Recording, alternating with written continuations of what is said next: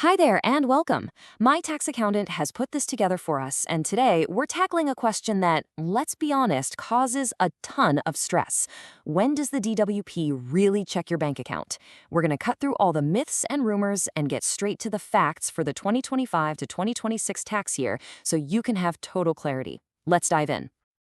All right, let's get right to it. The big question, the one that probably brought you here today. You're just minding your own business, maybe checking your balance on your phone, and that little thought creeps in, is someone from the DWP watching what I'm doing? Look, it's a super common worry for anyone receiving benefits, especially if you're self-employed or have a little side hustle going on.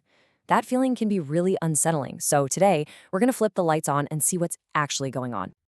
Okay, first things first, let's bust a major myth right now. The DWP is not randomly rifling through millions of bank accounts just for the sake of it. This is not some kind of big brother thing where an agent is watching every single coffee you buy. The checks that do happen are targeted, and they happen for very specific reasons. And understanding those reasons is the absolute key to staying off the radar and avoiding any unnecessary hassle. So, if it's not random snooping, then why bother with these checks at all? Well, the answer is this number. Yep, a staggering £6 billion.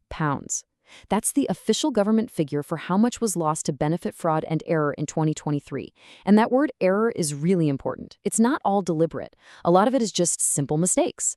But that huge number is precisely why these targeted checks are happening. The goal isn't to trip people up. It's to make sure the system is fair for everyone. Okay, so that brings us to the really important stuff. If the checks aren't random, what are the real triggers? What actually makes the DWP decide to take a closer look at an account? Knowing this is your best defense, and you're going to want to pay close attention here, because the whole system is in the middle of a massive change. So, what do I mean when I say the system is changing? Well, this is huge. You see, in the past, the DWP kind of had to have a specific reason, like a tip-off from someone, before they could go and ask a bank for your information. But starting in 2025, that's all changing. We're entering a test and learn phase, where the big banks will start to proactively flag accounts that look like they might be breaking the rules. And by 2026, it's set to be fully rolled out. This is a massive shift from reactive to proactive. So what exactly are these red flags? What are the computers going to be looking for? Well, here are the main ones. A large one-off deposit, maybe you got a small inheritance or sold your car.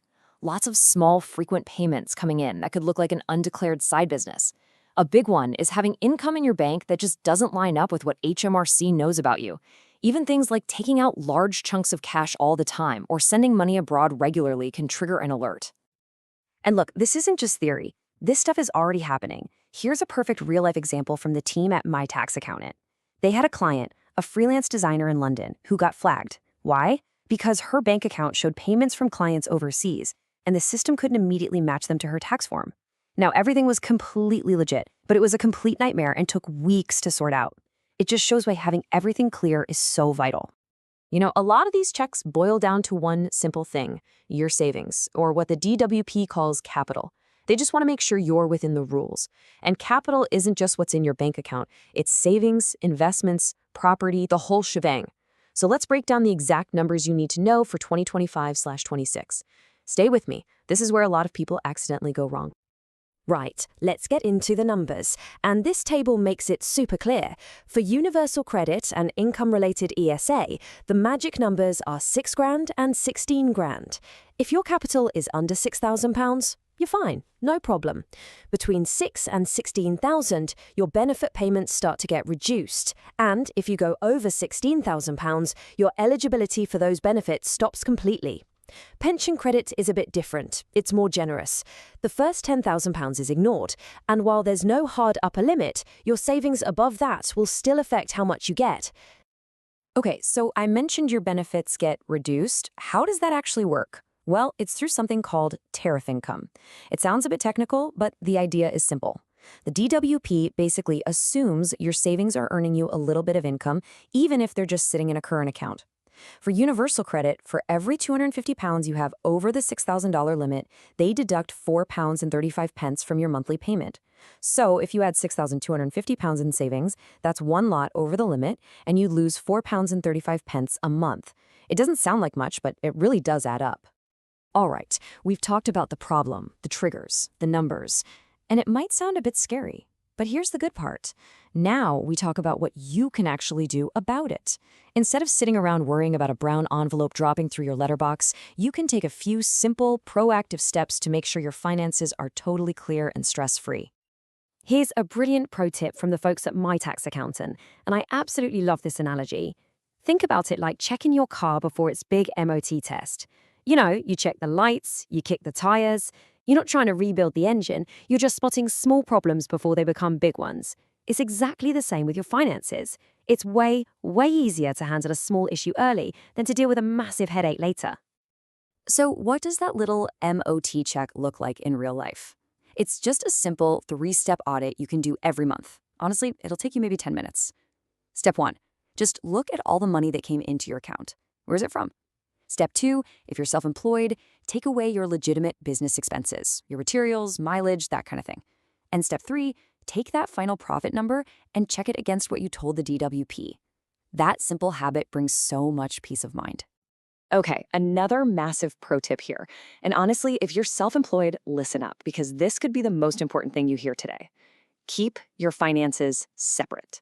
Get a dedicated business account. It's a smart move because it makes your income crystal clear and it makes proving your expenses a piece of cake.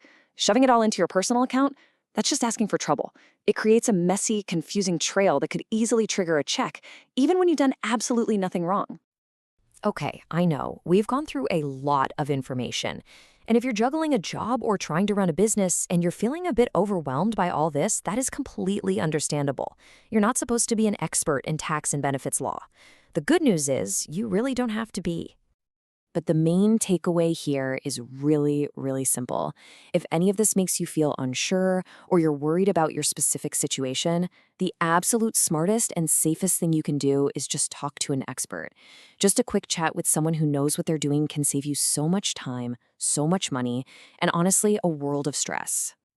And for that expert professional help, you can get in touch with the team at My Tax Accountant. It doesn't matter if it's about DWP checks, getting your tax returns sorted, or setting up a business account the right way, they've got you covered. You can call or WhatsApp them on 07854 255 375. That's 07854 255 375. Or just drop them an email at info@mytaxaccountant.co.uk. And one last thing. If this has been useful for you, My Tax Accountant has a fantastic YouTube channel that's just packed with more of this kind of clear, no-nonsense advice. So be sure to head over there and subscribe. Thanks so much for joining me. I really hope this has cleared things up and given you a bit more confidence.